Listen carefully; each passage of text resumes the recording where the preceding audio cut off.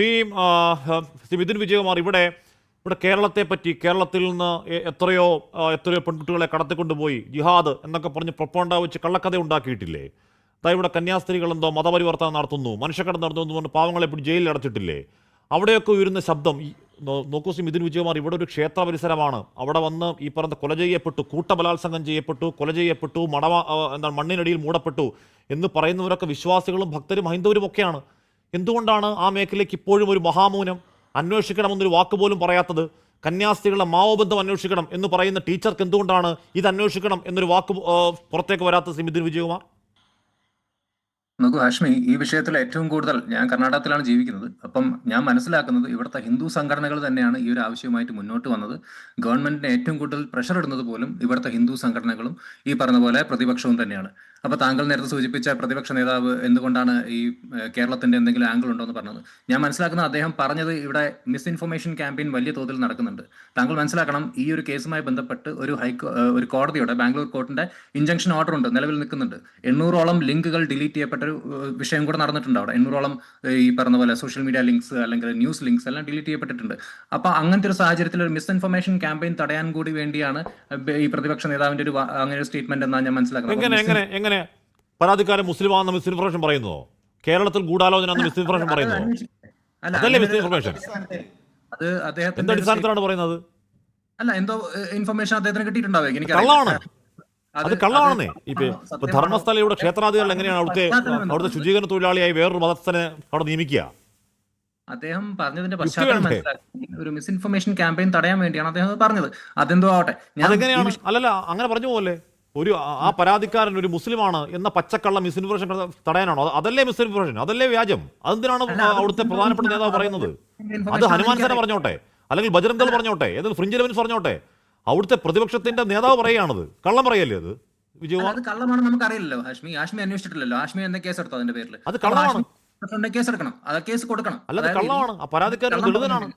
ഒരു ചർച്ച നടത്തുന്നതിന് പകരം നമ്മൾ ഒരു ലീഗലായിട്ട് ഒറ്റ മിനിറ്റ് ശ്രീ വിനോദ്, ആ പറഞ്ഞതിൽ എന്തെങ്കിലും വസ്തുത നമുക്ക്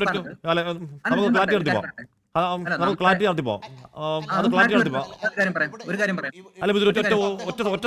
നമുക്കതൊരു ക്ലാരിറ്റി എടുത്തിട്ട് പറഞ്ഞത് തീർത്തും വസ്തുത വിരുദ്ധമായിട്ടുള്ള ഒരു കാര്യമല്ലേ? ഗാഗ് ഉത്തരവിറക്കിക്കൊണ്ട് മാധ്യമങ്ങളിൽ നിന്ന് ഇക്കാര്യത്തെ വാർത്ത പുറത്തു വരുന്നത് തടയാൻ വേണ്ടി ഈ പറയുന്ന ശക്തികൾ ഇവിടുത്തെ മുഴുവൻ സംവിധാനത്തെയും ഉപയോഗിച്ചതാണ്. ഒരു ഭാഗത്ത് മിസ്ഇൻഫർമേഷൻ അല്ല, മിസ്ഇൻഫർമേഷൻ ആയിരുന്നുവെങ്കിൽ ഇന്ന് ഈ തലയോട്ടിയോ അസ്ഥികൂടമോ കിട്ടുമായിരുന്നില്ല. വിനോദ് മേക്കോത്ത്, ഇവിടെ പ്രതിപക്ഷ നേതാവ് ഈ പരാതിക്കാരൻ മറ്റൊരു മതസ്ഥനാണെന്ന് പറയുന്നതിൽ ദുഷ്ടലാക്കിനപ്പുറം വസ്തുതയുടെ അംശമുണ്ടോ? അല്ല, ഇതിനെ വഴിതിരിച്ചു വിടാൻ തീർച്ചയായും ഈ അന്വേഷണം ശരിയായ ദിശയിലാണ് പോകുന്നത്, പ്രണബ് മുഖർജിയുടെ നേതൃത്വത്തിലുള്ള ടീം ശരിയായ ദിശയിലാണ് പോകുന്നത് എന്ന് മനസ്സിലാക്കിയ അന്നാണ് ഈ പ്രതിപക്ഷ നേതാവിന്റെ പ്രസ്താവന വരുന്നത്. എന്താ പ്രതിപക്ഷ നേതാവ് പറഞ്ഞത്?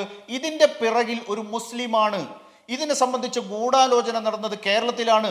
കേരളത്തിൽ ഒരു ചാനലിൽ ഇരുന്നു കൊണ്ട് ഈ വിൻഡോയിൽ ഇരുന്നു കൊണ്ട് നമ്മൾ ചർച്ച ചെയ്യുന്ന ഇതിൽപ്പെട്ട ആരായാലും, ഇടത് നിരീക്ഷകനായാലും വലത് നിരീക്ഷകനായാലും BJP നേതാവായാലും കൊള്ളാം, ഏത് തരത്തിലുള്ള ഇൻഫർമേഷനാണ് നിങ്ങൾക്കത് സംബന്ധിച്ചുള്ളത്? ഈ പറയുന്ന BJPയുടെ പ്രതിനിധി ഇവിടെ ഇരിക്കുന്നു, ശ്രീ ജയസൂര്യ ഇവിടെ ഇരിക്കുന്നു. നിങ്ങളുടെ പ്രതിപക്ഷ നേതാവ് ഇത് ദേശീയ പാർട്ടിയാണല്ലോ, കേരള ഘടകത്തിൽ നിന്ന് ഇതിനെ സംബന്ധിച്ച് റിപ്പോർട്ട് ശേഖരിച്ചിട്ടുണ്ടോ? കേരള ഘടകത്തിന് ഇതിനെ സംബന്ധിച്ച് അറിവുണ്ടോ? ഇങ്ങനെയൊരു ഗൂഢാലോചന കേരളത്തിൽ നടന്നിട്ടുണ്ട് എന്ന്, അതൊരു മുസ്ലിമിന്റെ നേതൃത്വത്തിലാണ് നടന്നിട്ടുള്ളത് എന്ന് ഈ പറയുന്ന സാക്ഷി കേരളത്തിലാണ് താമസിച്ചിരുന്നത് എന്ന് പോലും പറയുന്ന തരത്തിൽ വല്ല ഇൻഫർമേഷനും അതാണ് എന്ന് പറഞ്ഞ ഇല്ലാത്ത കാര്യങ്ങൾ പറഞ്ഞ് അന്വേഷണത്തിന്റെ മണ്ടയടക്കുക എന്നുള്ളതാണ് പ്രതിപക്ഷ നേതാവിന്റെ ഉദ്ദേശം. എന്തിനാണ് ആ മണ്ടയടക്കൽ ഉദ്ദേശം? എന്താണ് പ്രതിപക്ഷത്തിന് ഭയം? ഞാൻ മനസ്സിലാക്കിയെടുത്തോളം പ്രതിപക്ഷ നേതാവും പ്രതിപക്ഷവുമാണ് ഇവിടെ ഈ ഒരു കേസിൽ ഏറ്റവും കൂടുതൽ SIT ഫോം ചെയ്യണമെന്ന പ്രഷർ ഗവൺമെന്റിന്റെ മുകളിലിട്ടത്. അപ്പം ഇവിടെ ഒരു മിസ്ഇൻഫർമേഷൻ ക്യാമ്പയിൻ തടയാൻ അദ്ദേഹം അങ്ങനെ ഒരു കാര്യം പറഞ്ഞിട്ടുണ്ടെങ്കിൽ, അല്ലെങ്കിൽ അദ്ദേഹം പറഞ്ഞ ഈ കാര്യത്തിൽ എന്തെങ്കിലും പ്രശ്നമുണ്ടെങ്കിൽ ഇവിടെ ആക്ഷൻ കമ്മിറ്റിയുടെ ആളല്ലേ, ഒരു കേസ് കൊടുക്കണം. കാരണം അങ്ങനെ അദ്ദേഹം എന്തിന്റെ അടിസ്ഥാനത്തിൽ പറഞ്ഞു എന്ന് നമ്മൾ ലീഗലിയാണ് മൂവ് ചെയ്യേണ്ടത്. ഒരു ചർച്ചയിൽ പറഞ്ഞിട്ട് നമുക്ക് ഇവിടെ വാചക കസർത്ത് നടത്തിയല്ല തോൽപ്പിക്കേണ്ടത്. അങ്ങനെ BJPയുടെ നേതാവ് കള്ളം പറഞ്ഞിട്ടുണ്ടെങ്കിൽ അതിനെതിരെ ഒരു ലീഗൽ ആക്ഷനുമായിട്ട് എന്തുകൊണ്ട് മൂവ് ചെയ്യുന്നില്ല എന്നുള്ളത് വലിയ ചോദ്യമല്ലേ? അപ്പം BJP നേതാവ് കള്ളം പറഞ്ഞിട്ടുണ്ടെങ്കിൽ അതിയുടെ ലീഗൽ ആക്ഷൻ ഉണ്ടാവണം. അല്ല അദ്ദേഹത്തിന് അതിന് പറ്റിയ എന്തെങ്കിലും സോഴ്സ് ഉണ്ടോ, അല്ലെ അദ്ദേഹത്തിന്റെ കയ്യിൽ എന്തെങ്കിലും ഒരു ഇൻഫർമേഷൻ കിട്ടിയിട്ടുണ്ടോ അങ്ങനെ ഈ പറഞ്ഞ പോലെ കേരളവുമായിട്ട് എന്തെങ്കിലും ലിങ്ക് ഉണ്ടെന്ന്, അത് അദ്ദേഹം വെളിപ്പെടുത്തട്ടെ. മിഥുൻ വിജയകുമാർ, ഒരാൾ ഒരു പരാതിക്കാരൻ പരാതിയുമായി വരുന്നു, അത് വൈകി അത് കോടതിയിലേക്ക് എത്തുന്നു, കോടതി അത് കേൾക്കുന്നു, SIT രൂപീകരിക്കാൻ പറയുന്നു, വൈകി SIT ഉണ്ടാവുന്നു, SIT അന്വേഷണർക്ക് ഇറങ്ങുമ്പോഴേക്കും അത് കേരളത്തിൽ നടന്ന ഗൂഢാലോചനയാണ് എന്ന് പറയുന്നതിന്റെ സാങ്കത്യം എന്താണ് മിഥുൻ വിജയകുമാർ? അതിന്റെ താല്പര്യം എന്താണ്? നമ്മൾ ഈ വിഷയത്തിന്റെ താങ്കൾക്ക് എന്തെങ്കിലും അറിവുണ്ടോ കേരളത്തിൽ നടന്ന ഗൂഢാലോചന? ഇതൊരു സിസ്റ്റമിക് അഡ്മിനിസ്ട്രേറ്റീവ് ഫെയിലർ ആണ് ഹാഷ്മി. അത് ആദ്യം മനസ്സിലാക്കിക്കൊണ്ട് സംസാരിക്കൂ. ഈ 80കളിൽ തുടങ്ങിയ ഒരു കൊലപാതകത്തിന്റെ ഒരു ശൃംഖല അത് 2012, 2014 അതുവരെ എക്സ്റ്റെൻഡ് ആയിക്കൊണ്ടിരിക്കുകയാണ്. അതൊരു ജനറേഷൻ ഓഫ് ക്രിമിനൽസ് കൂടി ഇതിൽ ഉണ്ടാവുമെന്ന് എനിക്ക് സംശയമുണ്ട്. ഈ ഒരു ക്രൈം സീൻ തലമുറകളായി നിലനിൽക്കുന്നുണ്ട്. ഇതൊരു സിസ്റ്റം പ്രൊട്ടക്റ്റഡ് ആയിട്ടുള്ള ജനറേഷണൽ ക്രൈം നെറ്റ്വർക്ക് കൂടിയാണെന്ന് താങ്കൾ മനസ്സിലാക്കണം. അപ്പൊ അവിടെ ഒരു സിസ്റ്റമിക് ഫെയിലർ ആണ്. അത് ഏത് ഭാഗത്ത്, അത് BJP-യുടെ തലയ്ക്ക് പെട്ടെന്ന് BJP-യുടെ നേതാവ് എന്തെങ്കിലും ഒന്ന് പറഞ്ഞു എന്നൊരു ഡയറക്ഷനിൽ താങ്കൾ ഈ ചർച്ച കൊണ്ടുപോകുകയാണെങ്കിൽ താങ്കൾ ഈ ചർച്ചയുടെ മെറിറ്റിലേക്ക് വരാൻ ആഗ്രഹിക്കുന്നില്ല എന്ന് ഞാൻ മനസ്സിലാക്കുള്ളൂ. ഇവിടെ ഈ ഒരു വിഷയത്തിൽ മുൻ സുപ്രീം കോടതി ജഡ്ജി കൂടിയായ ജസ്റ്റിസ് ഗോപാൽ ഗൌഡ പറഞ്ഞൊരു കാര്യമുണ്ട്. ഒരു വിറ്റ്നസ് മുന്നിലേക്ക് വന്നിട്ട് പോലും, അതായത് ഇത്രയും വെളിപ്പെടുത്തൽ നടത്തിയിട്ട് പോലും ഒരു അറസ്റ്റ് ഉണ്ടാവുന്നില്ല. അദ്ദേഹത്തിന്റെ കൺഫെഷണൽ സ്റ്റേറ്റ്മെന്റിൽ പറഞ്ഞ പേരുകൾ പുറത്തേക്ക് വരുന്നില്ല. പോലീസിന്റെ ഭാഗത്തുനിന്നുള്ള വലിയ ഡിലേ ഉണ്ടാവുന്നുണ്ട്.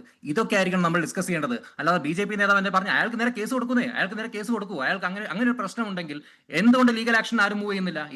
എതിർക്കുന്ന പോട്ടെ, അവർക്ക് താല്പര്യം മനസ്സിലാക്കാം. അവിടുത്തെ പ്രതിപക്ഷ നേതാവ് അതിനെ വന്ന് അത് കേരളത്തിൽ നടന്ന ഗൂഢാലോചന എന്ന് പറയുമ്പോഴേക്കും എന്താണ് ഉദ്ദേശിക്കുന്നത് മനസ്സിലാക്കാനുള്ള ബോധവും പരിഹാരം കഴിക്കുന്നവർക്കുണ്ടല്ലോ. നമ്മുടെ ചർച്ചയുടെ ചർച്ചയുടെ മെയിൻ ആംഗിൾ ഒന്നുമല്ല. അവിടുത്തെ സർക്കാരിന് എന്ന് പറഞ്ഞാൽ ഇത്രയും വാർത്തകൾ പുറത്തേക്ക് വരുമ്പോഴും അവിടുത്തെ സർക്കാർ അനങ്ങാപ്പാറ പോലെ ഇരിക്കുന്നെങ്കിൽ അനങ്ങൂ സർക്കാരെ എന്ന് പറയേണ്ട പ്രതിപക്ഷ നേതാവാണ് അനങ്ങി തുടങ്ങിയപ്പോഴേക്കും കേരളത്തിലെ ഗൂഢാലോചനയാണെന്ന് പറഞ്ഞത്.